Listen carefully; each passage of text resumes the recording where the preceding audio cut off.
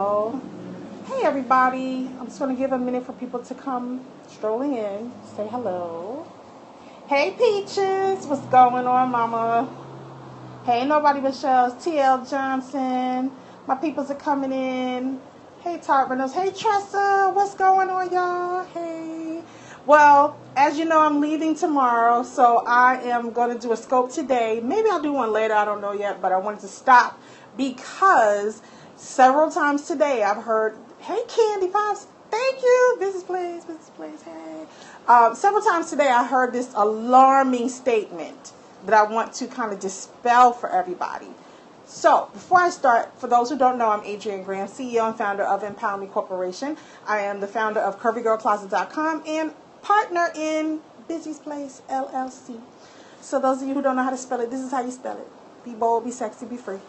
But I'm also a mentor at a startup accelerator program called Straight Shot Accelerator in Omaha, Nebraska. I have a magazine and a radio show that I'm relaunching, and I'm doing several other things. So I have my hands in different things. But I'm an entrepreneur, I'm a mentor, and I'm a growth advisor. So with that out of the way, oh, wait. If you want to look me up, empowerme.org is my website, info@empowerme.org for any inquiries. And you can also tweet me at talentdiva on Twitter, talentdiva on Periscope, and my name throughout the rest of the web, which is Adrienne Graham. It's Instagram, Google+, LinkedIn, and Facebook. So with that out of the way, the formalities out of the way, let me get started on my topic.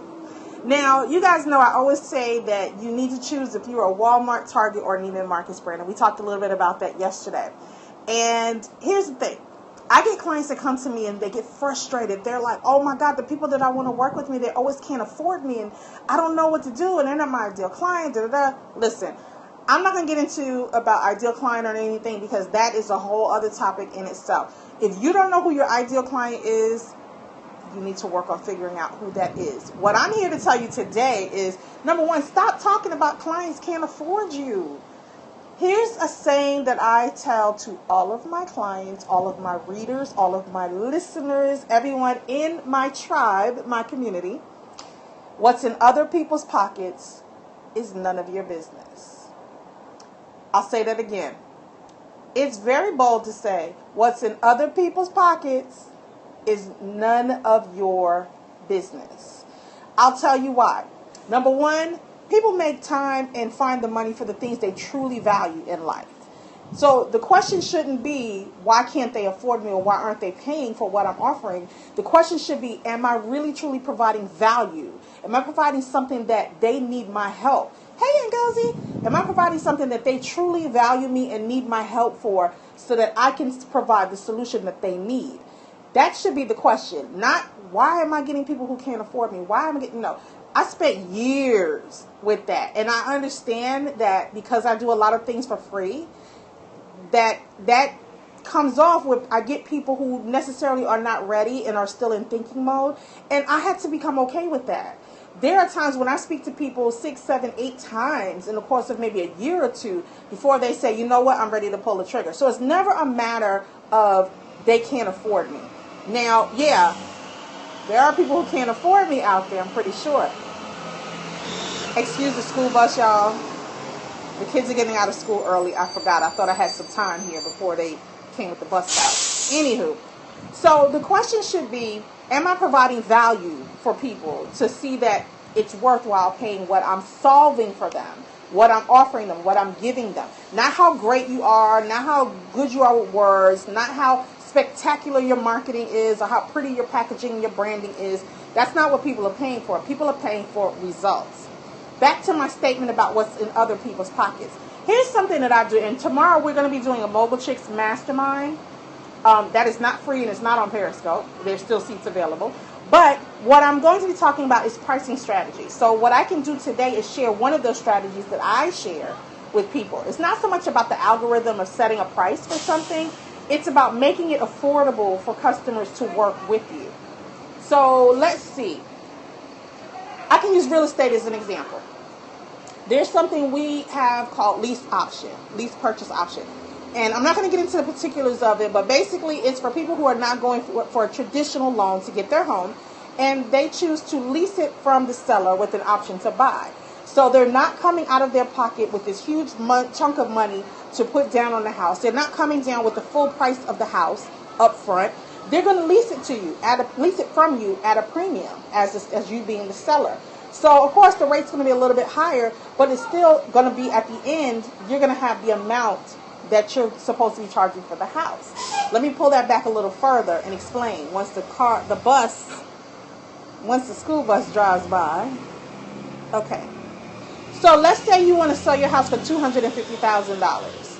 And you say, okay, buyer, how much can you afford per month? And they come and you say, well, listen, I can only afford $1,000 per month. You take that $1,000 and you divide that into the cost of the home, and that's how many months you're going to spread out the payment for the $1,000. Now, taking into consideration, you take a down payment, minus that from there, terms get even smaller. So I would say apply the same type of thinking with your business. If you have a service business, let's say your service costs $10,000 and your person can only afford $1,000 a month. You can break those payments down into 10 months of payments for your customer. Or let's say they give you I have $3,000 I can give you now, and then break the rest up into monthly payments. So you're saying, okay, you're giving me $3,000. That brings your balance down to $7,000. You can break that down into 7 payments for $1,000 a month, or you can do 12 months and divide the $7,000 by 12 months.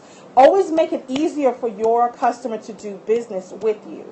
That is the best pricing strategy I can give you without talking about formulas and all the other stuff. But it's time that you start shifting and rethinking the way you think about working with clients and customers. It's not always about they can't afford me. That's none of your business, whether or not they can afford you. What is your business is what will make it easiest so that I can have, number 1, cash flow. Number 2, retain this client.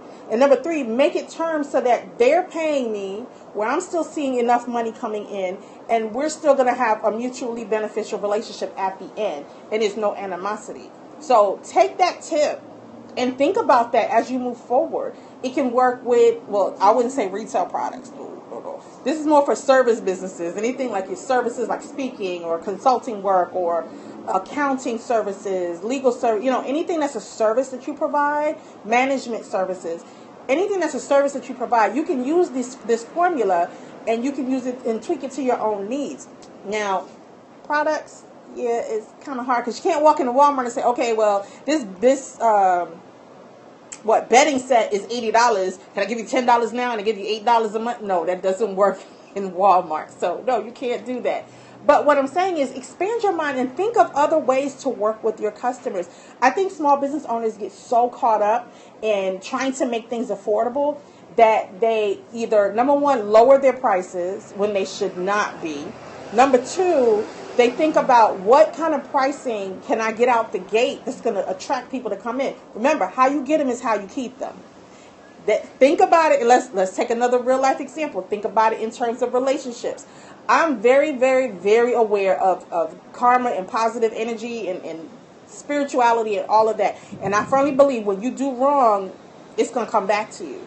So start looking at those kind of principles. You got to look at it in terms of what you put out there is what you get. If you put out the image of being a cheap company, a Walmart, please Walmart, don't send me hate mail, don't send me cease and desist or none of that. Please don't. I'm using it as an example. But if you start looking at yourself as a Walmart brand, people are going to look at you as a Walmart brand. People treat you how you teach them to treat you. So you have to always remember that. You can't stay in Walmart. Listen, Walmart is good in a pinch. I try not to shop there, but sometimes they're the only ones that's open in the block, But when you portray an image of a cheaper brand, a cheaper image, cheaper prices, don't get mad if you cannot get people of that Target caliber or of that Neiman Marcus caliber, because you've already set the groundwork. You've already told the world, I'm a Walmart brand. So you can't get in there and change up the game. You can't. There's a story that I like to share, and I shared this with my group yesterday about the guy who did the Groupon experience. A lot of you know Groupon, Living Social. I think they're still around. I don't use those things, so I don't know. I believe in paying, hey, listen, let me not play games. I like a deal. I like a bargain, especially with my real estate and my cars and stuff like that, okay? I like a bargain. But here's the thing. when you start looking for deals, Groupon is still going on. Okay, when you start looking for deals like that, you have to expect what you pay for. Okay, that's number one. Number two, the guy that I'm talking about up in DC, he had this waffle place. And he says, well, I'm going to run this Groupon ad, and it's 2 for 1. So he didn't plan ahead. He didn't plan and get positioned to convert those people, because I think that the word convert, y'all need to write this down. People forget about the word convert. You have to be able to convert people. A coupon is not enough to keep people in there. That's sampling the goods. Think of it, again, a real life term. You walk into a club, you're a woman, you're dressed up, and you're trying to attract somebody, and you got it all hanging out, you're flashy and all of this. That's what they see. That's your representative going forward. That's what they're going to know of you. So when you come back and you're like, I'd like to kick it in a t-shirt and jeans, or, you know, some sweatpants or whatever, they're going to be like, whoa, that ain't what I signed up for. So always keep in mind the conversion strategy. So don't go in and pretending you're something that you're not. Back to the guy with the waffle place. So he did this 2 for 1 Groupon thing.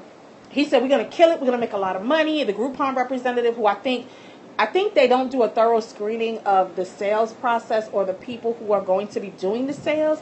They don't guide these people in the appropriate way. So I can't speak to their hiring practices. That's just my observation based on some of the stories that I've heard. Groupon, do not send me hate mail. Do not send me cease and desist. I got to keep it real. So anywho, back to the guy. So he did this 2 for 1 deal. Sent out all these announcements. And, hey, Facebook and everything. Hey, y'all, got a 2 for 1 deal. Come on to my spot. Blah, blah, blah, blah, blah. He did a killing. It was packed to the brim. But guess what? Hadn't calculated his costs. Hadn't calculated his inventory. And did not have a proper conversion strategy. What is going to happen to these people after they leave my store, after they leave my restaurant? Are they coming back? Am I going to capture their information so I can reach out to them? He did none of this. If you guys have watched Martin, the show Martin, I love Martin. Martin Lawrence I love him. Comedy, funny, everything. Martin had a show where he opened, him and Gina and the other guys opened up Marty Martin's Chicken and Waffles, Meatloaf and Waffles, or whatever it was.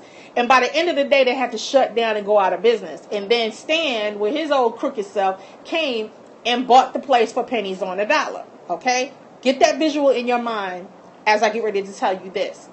Where this brother went wrong is that he didn't have the conversion strategy. He was only worried about more money now instead of more money now or more money later, or some money now, more money later. He didn't worry about that. And that is one thing you have to worry about. If you're going to try to make those plays so that your people can afford you to bring them in the door, you're going to have to think about that. Some money now, more money later. He ended up not having enough inventory. He didn't have enough. He was in the red at the end of the day. And a couple of days or a couple of weeks later, he ended up having to close his store because he could not recoup from that.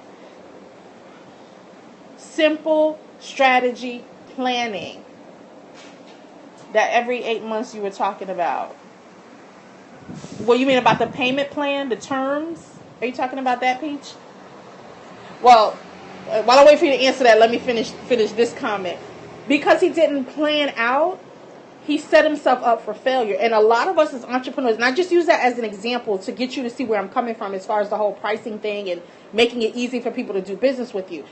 When you don't set a plan in advance, you put yourself at a disadvantage and you put your company in danger. Right.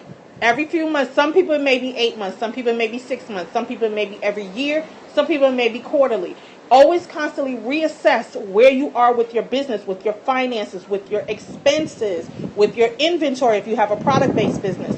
Always look and assess where you are because you have to stay ahead of it. And a lot of small business owners put their head in the sand. Oh, well, as long as I'm selling, I'm good. No, it is so much more than that. And you have to open your mind and understand how your customer works, what makes them tick, what makes them buy, what makes them say, I'm going to open my pocketbook, what makes them say, nope, not this time, I'm going to pass on this, but if they do this, I'll do this. You have to get into the mindset of your customer, and so many people are not doing that. They get these, what I call false positives on social media. Followers don't equal sales. You may even in the very beginning get a lot of people that say, I want to support you, I want to buy from you, I want this, I want that. And then don't hear anything from them. So you have to constantly always be shifting and thinking and strategizing, because you may be feast one month and famine the next month. This is why it's important to know your pricing strategy. And those of y'all who are seasonal businesses, and by that I mean people like, let's say you specialize in travel and you specialize in, I don't know, summer vacations. Depending on where you are, ain't nobody coming to New York, excuse me for using improper language. Nobody wants to come to New York in the wintertime.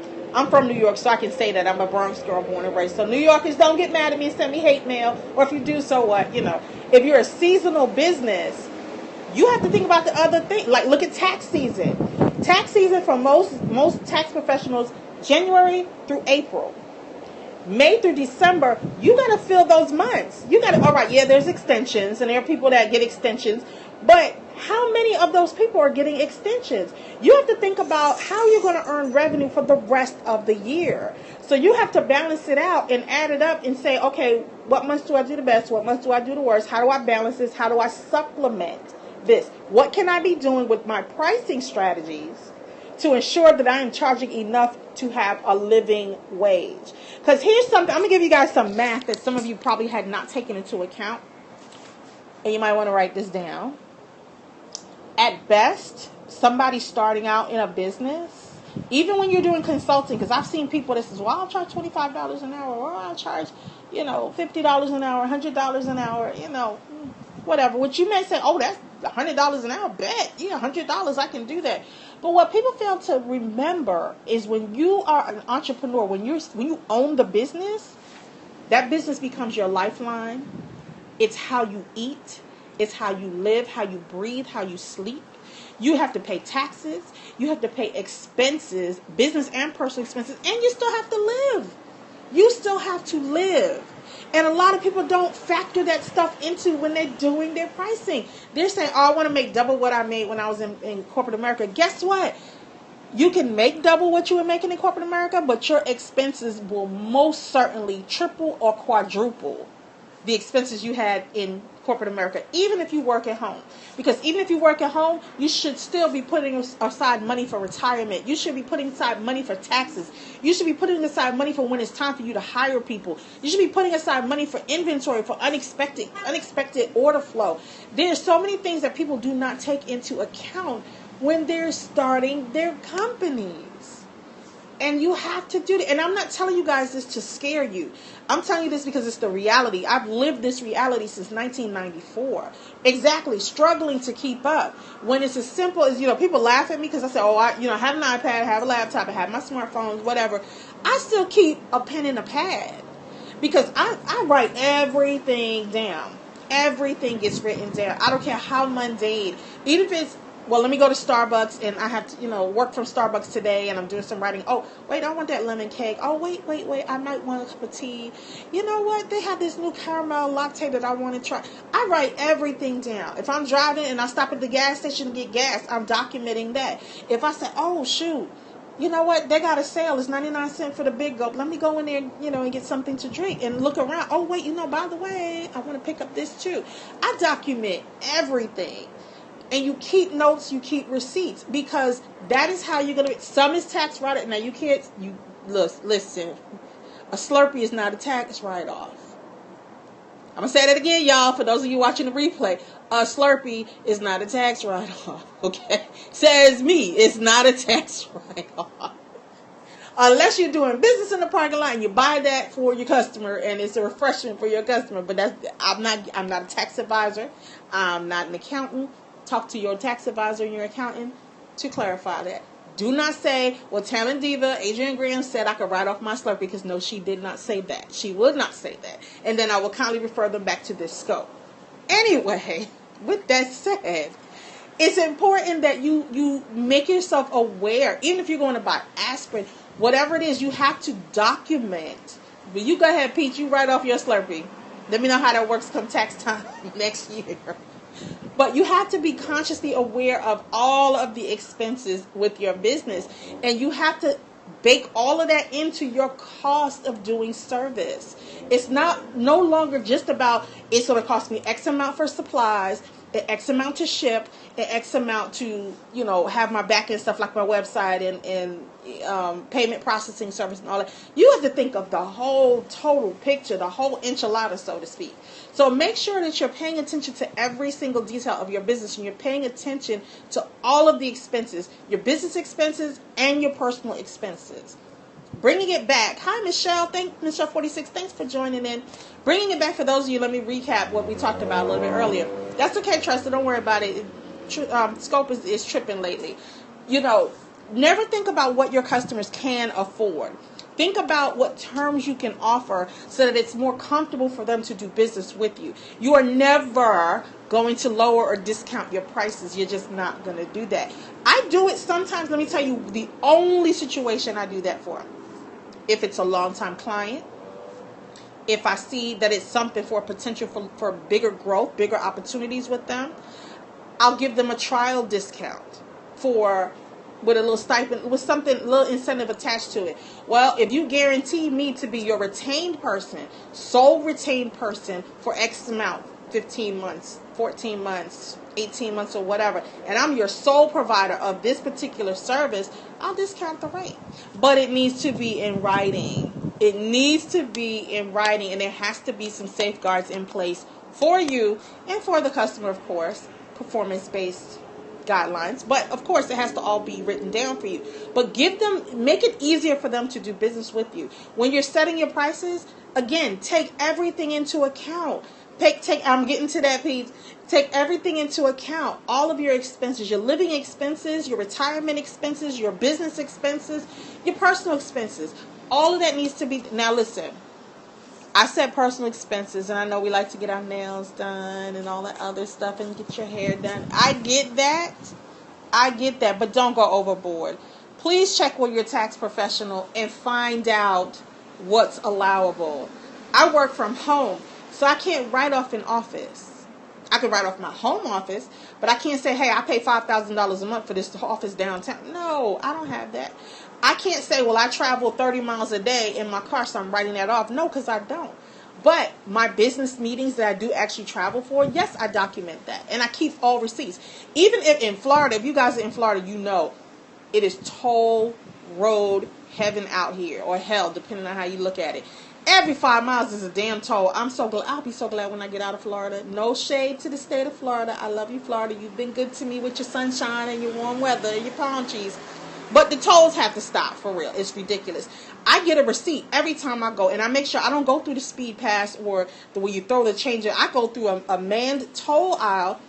Can I have a receipt, please? It's 50 cents. Yup. Can I have my receipt, please? And I get my receipt and I document it. Yes, in Miami. Girl, please. I don't go to Miami that often. If I go to Miami, it has to be an overnight thing because I'm not paying $1 million going down and $1 million coming back. Then you got gas on top of that. And my car had to stop twice for stop and then stop just before I get into Miami. This stuff adds up. But you document all those expenses and your mileage and all of that other stuff and where you stopped along the way to have lunch or whatever. All of your expenses need to be documented. Everything. So those are the things I wanted to share with you today. Make it easy for people to do business with you and be cognizant of what you charge. It is no longer, I don't ever want anyone else to come to me and say, but my customers can't afford me, or people are complaining they can't afford me. People make time, they make allowances, and they find the money for things that they value. People will scrape together their last pennies to get the new iPhone, to get the new MacBook, to get the new iPad, to get the new Jordans, to get whatever it is that they feel is valuable to them. So you have to step back and look at your business and say, what value am I providing? Am I just a Me Too business? Am I a commodity that somebody else can go cheaper somewhere else? Really start thinking about that and think about what you bring to the table, because if you don't have anything that differentiates you from the competition, what's going to happen? So think about what you offer and think about little perks and extras that you can throw in there to really make the customer experience pop. So that's all I wanted to share, and that's my scope. I don't know if I'll be scoping again. Maybe I know I'm going to scope from the airport, but it's not going to be a Mogul Chicks Chat airport unless it's a business travel scope. So I'll let you know. Hey, Dorothy, thank you for joining. But again, I'm Adrienne Graham, CEO and founder of Empower Me Corporation. It's empowerme.org. Thank you. I'm going to have a lot of fun. It's empowerme.org. I'm also the founder of curvygirlcloset.com. You can check that out. If you have anything size 14 or over, women's fashions, you can shop, swap, or consign. If you have anything to sell, let us know. Think of it like eBay meets Meet the Runway for the plus size woman. That's what Curvy Girl Closet is about. I know you guys don't hear me promote it that much because we're still kind of working on it, but you can check it out. And we also have a Facebook page for it too. Curvy Girl Closet is a Facebook page. And Busy's Place. Oh, and to those of you who are on or watching the replay, who was there for the pajama launch party, the gift that we sent you expires tomorrow at midnight. That is your discount and your free shipping offer. So if you did not redeem it yet, head on over to busysplace.com or go to our Facebook page. It's facebook.com/busysplace, and there are items there that you want to order. And if you don't see what you want, email us or Facebook us, and we'll let you know how to order what it is that you want. And those of you who were at the launch, you already know the Periscope launch that we did. You already know what we had, so don't worry about it. Thank you. I'm glad you enjoyed it, Peach. I try to share what I can. I want to help you guys to get ahead. And again, I don't come on here to sell anything. I do have to mention, though, that my Mogul Chicks Chat for March is the Mogul Chicks Mastermind. I'm sorry. And let me clarify that because some people were confused about that. The Mogul Chicks Mastermind is something that's private. It's not scoped. There is a charge for that. There's $247. And it's a 2-hour session. And we only take 9 people. That is it. When it's done, it's done. There's no waiting list. We don't record it. There's no replay that you can buy. None of that. It's just there. And you come to the table with your issue on that topic that we're discussing, and you walk away with an action plan, ready to work, ready to go.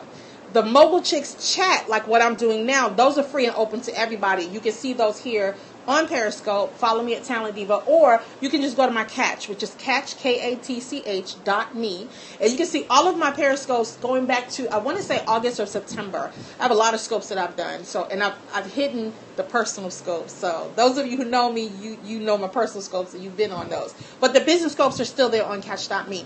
And of course, tweet me at talentdiva if you have a question. Send me email at info@empowerme.org. For anything about business growth strategies, if you need a consultation, we don't do consults per se. I do a discovery session, which is 15 minutes, and it helps me to determine what your issue really is and if we're the ones that can help you. If not, I'll be happy to refer you to somebody else who can. I don't make any bones about it. If I can't help you, I'm going to tell you up front I can't help you, and I don't work with everybody. And yes, I am not cheap, and yes, I do charge. So go ahead and have a look around empowerme.org and let me know what you think. Follow me on Facebook. My tweets. And let me let you know, for those of you who are part of the Shark Tank posse, there's a chance that I won't be live tweeting on Friday because I'll be on the West Coast. And depending on what my schedule looks like, I may not be able to see Shark Tank when you guys are tweeting. So if I can, I'll let you know. I'll jump into Twitter and do it. But if not, I'm just warning you ahead of time. I'm not there. So I'm going to expect my Shark Tank posse to hold it down for me and give me a recap when I come on later that day.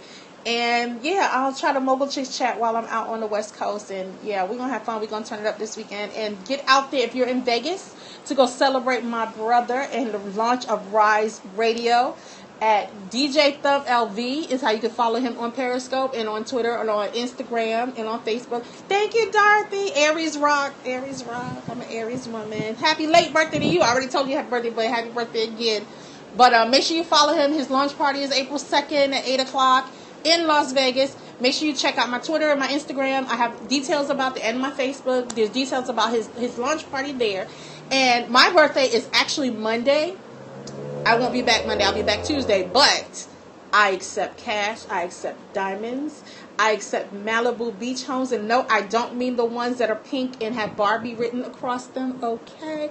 Thank you, management. Anyway, that's my time, guys. Thank you for tuning in. And I will catch you guys on the flip side. Love you guys. Take care. Bye-bye.